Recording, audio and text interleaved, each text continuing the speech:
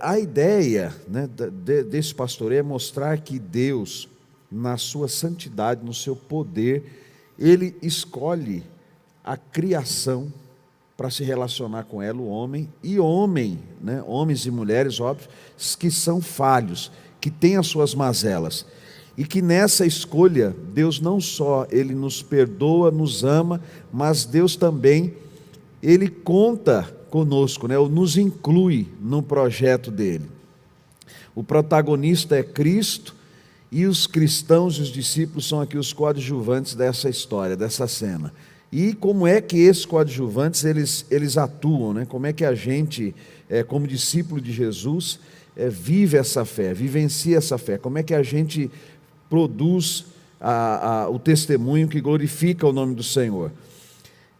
Considerando o poder de Deus e a fragilidade humana, podemos falar sobre as dificuldades e conflitos vivenciados pelos discípulos de Jesus, seja no campo das tentações, aflições, dores ou perdas, e em tudo isso os discípulos são ajudados pelo Senhor.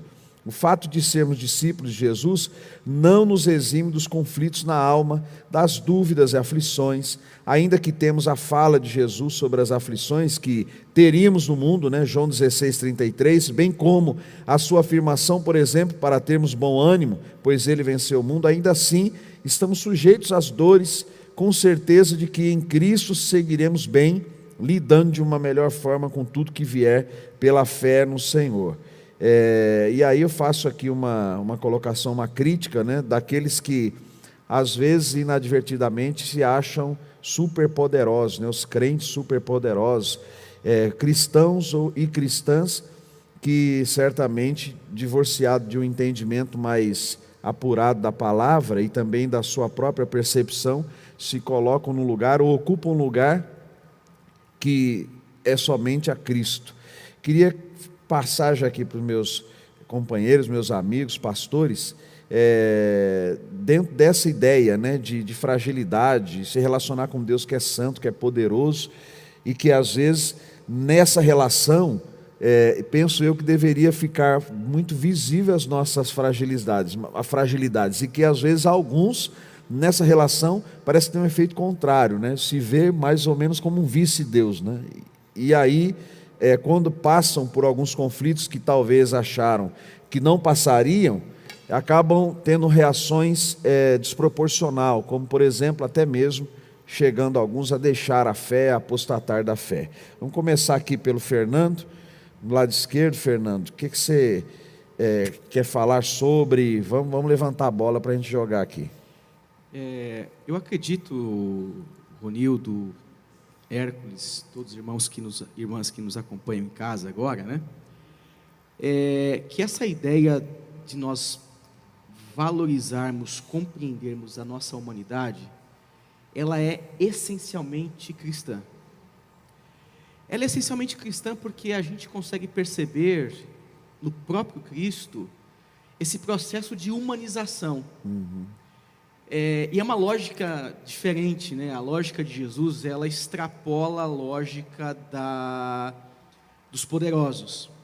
Porque Jesus, segundo o apóstolo Paulo, ele, sendo Deus, não usurpou ser igual a Deus, antes, né, tornou-se homem. Então, é o Filho de Deus, é o Deus encarnado, tornando-se homem, para participar das demandas da vida e das dificuldades da vida, agindo como homem, e ele vai dizer: tudo que fiz, eu fiz na força do Espírito, dando a Deus toda a glória em tudo aquilo que fez. Então, acho que a ideia primeira, né, Ronildo, de a gente falar da nossa humanidade, é a gente romper com essa religiosidade, que é um dos temas que você também coloca aqui no pastoreio mais à frente, né? Que nos coloca numa posição de nunca errar. Nós nunca estamos frágeis. A gente nunca está triste, a gente nunca está com medo, a gente nunca está temerosos pelo amanhã. A gente sempre está numa condição de seres angelicais, de que, na verdade, os anjos se tornaram demônios, né? Existem alguns anjos que se tornaram demônios, né? Então, acho que partir da ideia de que nós somos, primeiro, seres humanos, talvez essa seja o primeiro conceito que a gente precisa adentrar aqui nessa noite no pastoreio e começar a discutir e refletir que Deus não quer retirar de nós essa consciência de humanidade. Muito pelo contrário, Ele quer fazer com que a gente entenda que em meio a essa humanidade frágil, Ele está conosco. É verdade. Isso é lindo, né? Ele é o Deus que caminha conosco, Ele está conosco. E olhando, obviamente, para o contexto do Novo Testamento, Ele não só caminha, mas agora Ele habita em nós, Ele está em nós, o que é maravilhoso para nós como seres humanos frágeis e falíveis, né, Hércules?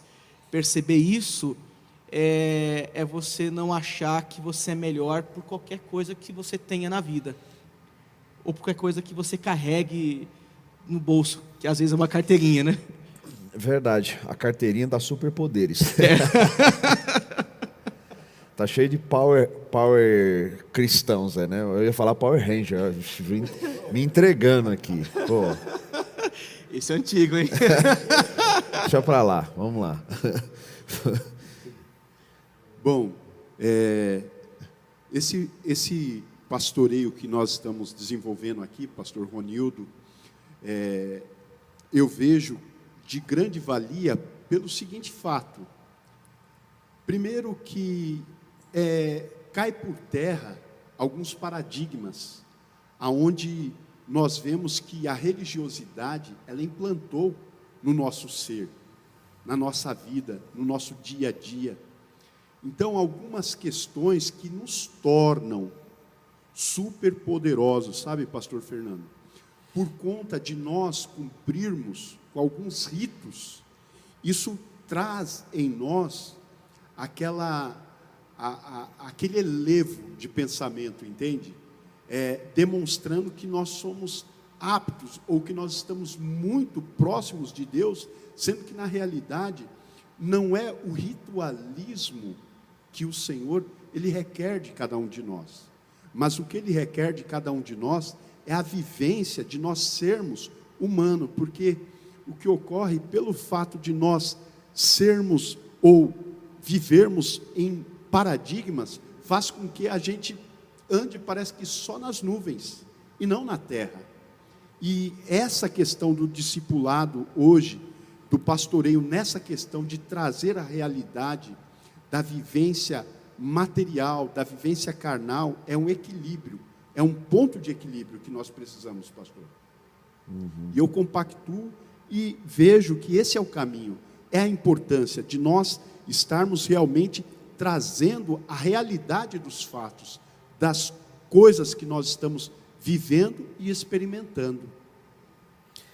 Porque a ideia é desconstruir que por ser cristão ou por ser discípulo, a pessoa não tem mais conflitos, porque eles existem, né?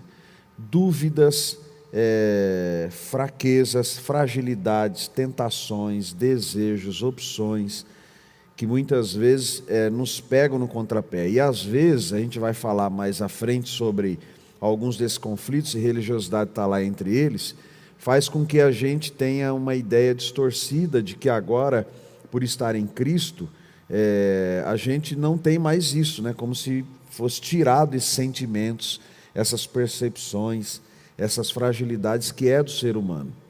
E o Fernando falou com muita propriedade, né? A carta de Paulo lá a Filipenses, que vai falar o quê? Que até ele, né? Até Cristo não usurpou o ser igual a Deus. Ele de fato se encarna e ele enfrenta como humano situações que nós também passamos. E eu acho que quando a gente começa a negar essa fragilidade, ou quando a gente nega de fato o não ser fraco, ou correr riscos, né? Ou então dizer assim, aquelas pessoas que dizem, não, isso eu nunca farei, né? O tal pecado eu nunca cometerei. Aí aquela coisa de que tipo, você cospe para cima e cai na careca, ou cai na testa. Cheio da graça hoje, né? E então é perigoso, porque às vezes a pessoa diz assim, cara, disso eu nunca vou cometer, eu nunca passarei por isso. Olha, é complexo.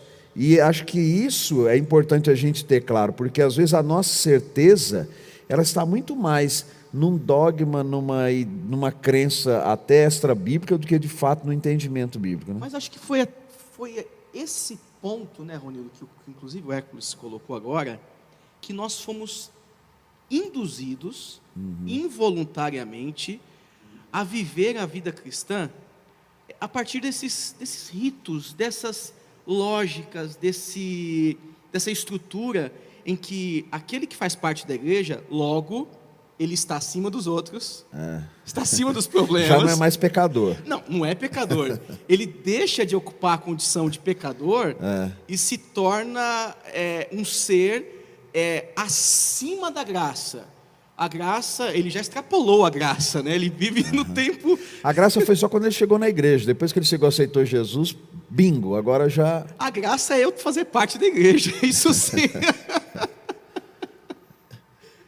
Então, e dentre isso daí, notamos o quê? Notamos que quando também o apóstolo Paulo, Fernando, ele chega a Corintos, qual que é a intenção dele?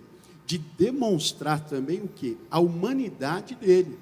Tanto é que ele não faz nenhuma questão de fazer o batismo de nenhuma daquelas pessoas, até porque, para que não haja fã-clubes, né? Aonde, com isso, essa questão de se tornar humano, cabe também a nós, pastores, muito mais, de nós não querermos sermos personalidades distintas, né? E recebermos os aplausos, até porque quem é merecedor de tudo isso é o nosso Senhor Jesus Cristo.